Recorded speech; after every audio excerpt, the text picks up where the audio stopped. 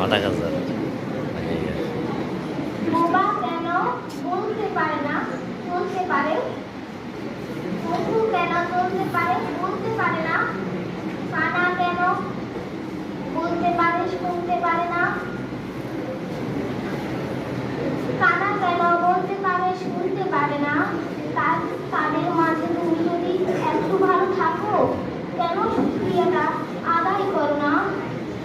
তোমার জন্য আল্লাহ তাআলার নিয়ামত দান হয়েছে, তবু কেন তুমি আল্লাহ পথে আসো না? পড়ালেখা সবই করো, কিন্তু আল্লাহর পথে আসো না। তোমার জন্য কি আখিরাতে পড়া হবে না? নামাজ আসবে, রোজা আসবে, সবই আসবে, পড়া আসবে না।